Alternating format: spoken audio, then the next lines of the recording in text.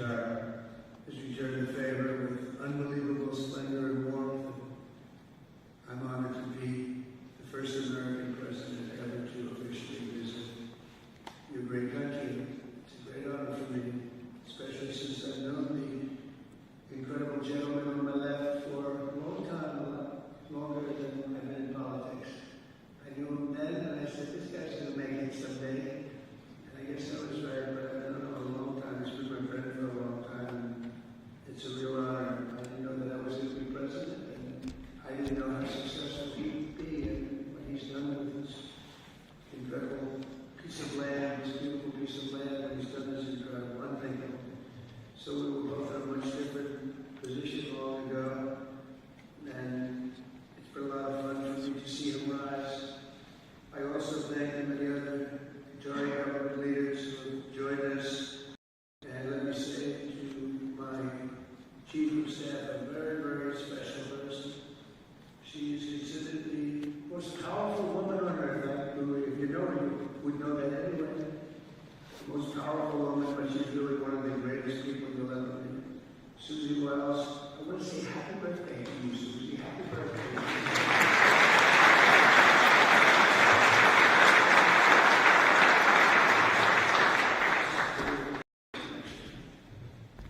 As I said in my address to the region last night in Saudi Arabia, the transformation that has taken place here in the Gulf, with Gulf nations, has been extraordinary. Nothing less than extraordinary, as Qatar's development has been among the greatest of them all. Nobody's seen anything like it. Your country now stands as a hub of global commerce, diplomatic force on the world stage, and has even hosted the World Cup. People said, oh, the World Cup is going, and by the way, Johnny's here, so that's where he's Johnny. Congratulations, Johnny, because you're going to be with us next. He's coming to the United States, actually. Thank you, great job you do, Johnny. The Emir is building a stunning legacy of economic progress, engineering marvels, what I've seen is incredible, and cultural attainment that should make this entire nation so very, very proud. They are proud. Our friends have lived there, they're so proud. You only have to look at the shimmering skyline of Doha, or the beautiful waterfront promenade, which I just looked at a little while ago. There wasn't a tree out of place ahead of this project. To understand Qatar's amazing path to modernization and prosperity. And you've done it all while honoring your heritage. You've always stayed with your heritage. You haven't given it up, maintaining your culture, embracing your national traditions. To the Emir, to the royal family, and to this entire nation, congratulations on a spectacular job. Well done. Congratulations, really something. As you can see from the extraordinary range of leaders and pioneers in this room, the biggest people on earth, the most successful people, the most powerful people, everyone wants to come and witness what is happening right here. As president, I'm proud that our growing friendship is blossoming into a full-fledged economic and security partnership, as we've seen clearly on this trip. Because we're setting records on this trip, we're bringing a lot of investment back into the United States of America. It's coming back at levels never seen before. Never seen anything like it. In 2 months, we've done more than anybody. I don't think there's anything. I don't think there's ever been anything close. And that means into any country. In addition to our agreement that will lead to the $1.2 trillion of economic activity before we can start that big Boeing deal and all of the other deals that we talked about today. We're pleased to supply your military with billions and billions of dollars in brand new equipment, and we're going to get a glimpse of some of it tomorrow morning at your military base, which is incredible, by the way. Earlier today, we were honored by the escort of 8 F-15s from your Air Force. And I will say that I asked the pilot, Air Force One, do we need them? And gave me a bad answer. He said, well, I'd rather have them. That wasn't really the answer I was looking for. He said, no, we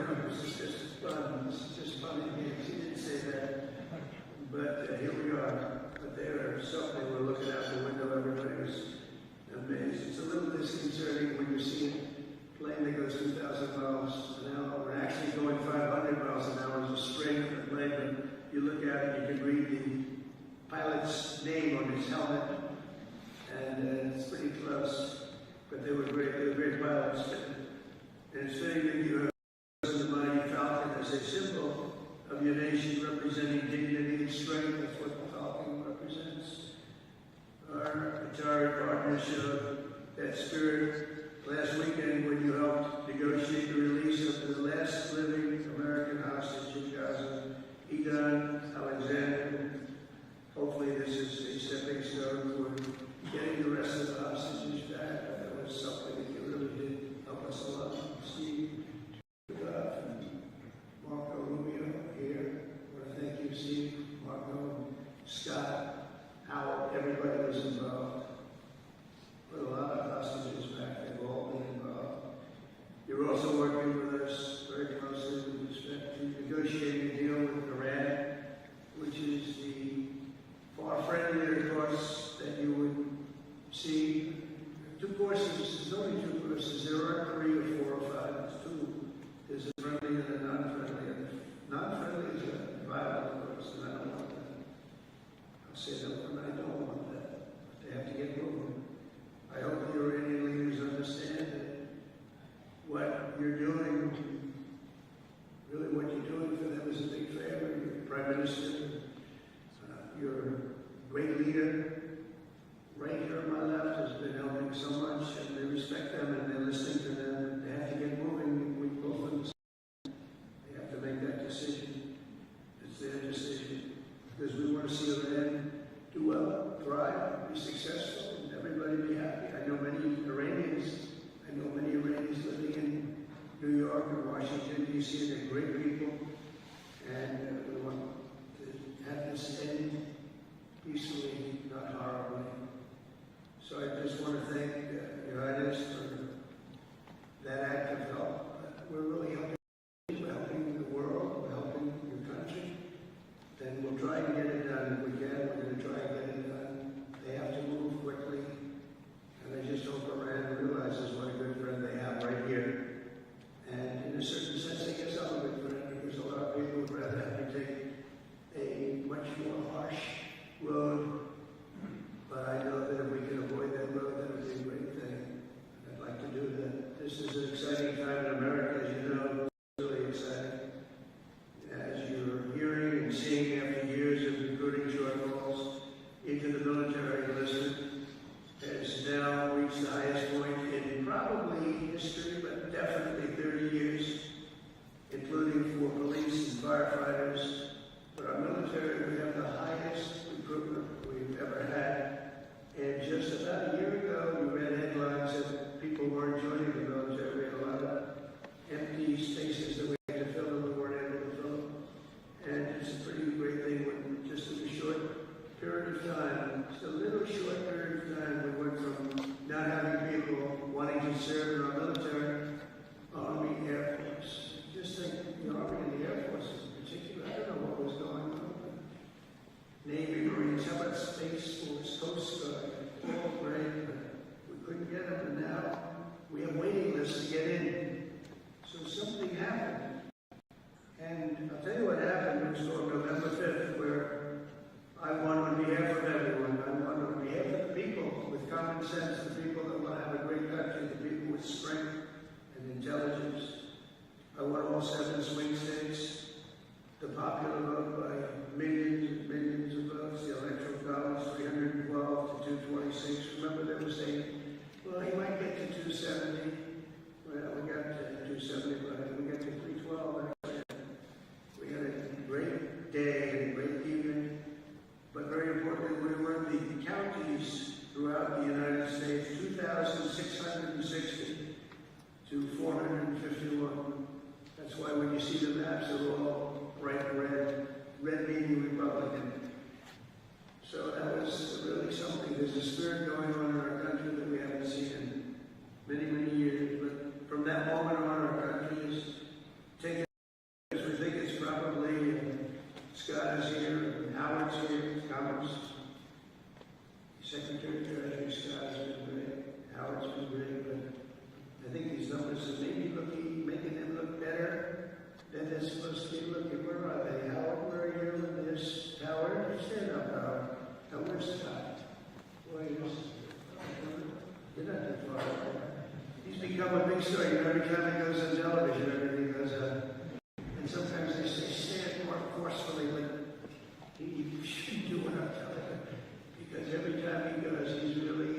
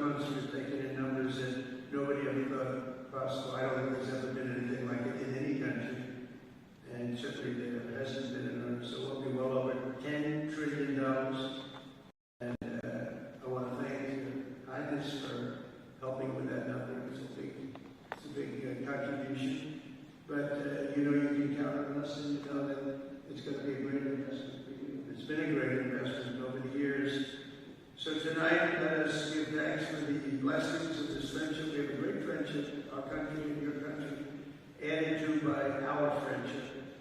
And in keeping with the title of your national anthem, I want to wish peace to the Emir and to all Qataris. Working together, we can help the entire region unlock its potential. Unbelievable potential here.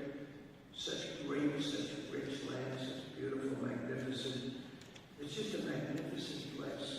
And you're unlocking its potential. You have a truly great leader and royal family. You have a great leader. Because you can have great land, you can have great wealth, you can have oil all over the place, the oil and gas like nobody has.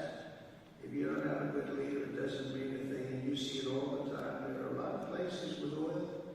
There are a lot of places with everything that you're supposed to have for success, and they're not successful.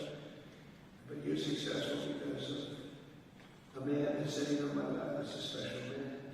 So I just want to say it's an honor to be with you tonight. And I look forward to coming back and watching some more buildings go up and everything else that we do at a level that few people can even think about.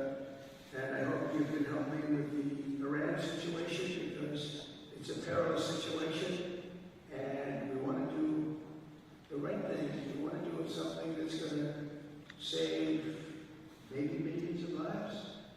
Because things like that get started and they get out of control. I've seen it over and over again. They go to war and things get out of control. And we're not going to let that happen. So I want to thank you and the Prime Minister and everybody else for the help you've given us. And in turn, we'll do things for you that I think you'll be very, very happy about. And that's more important than anything else, leading a great and safe and prosperous life in a fantastic country. Thank you very much, everybody. I appreciate it. Thank you.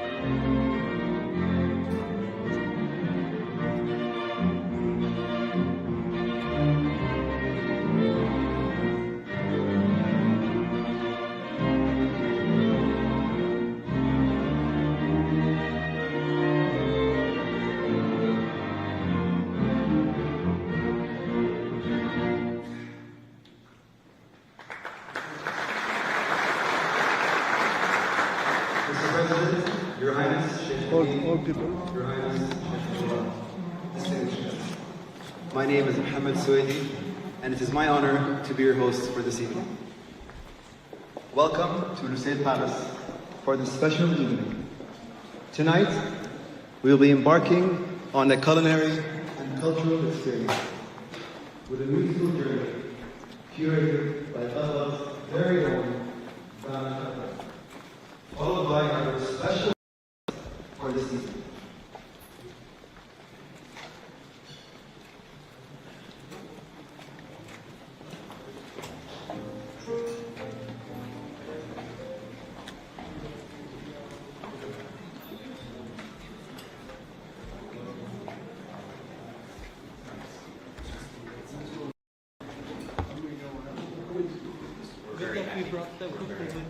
Good that we brought friends.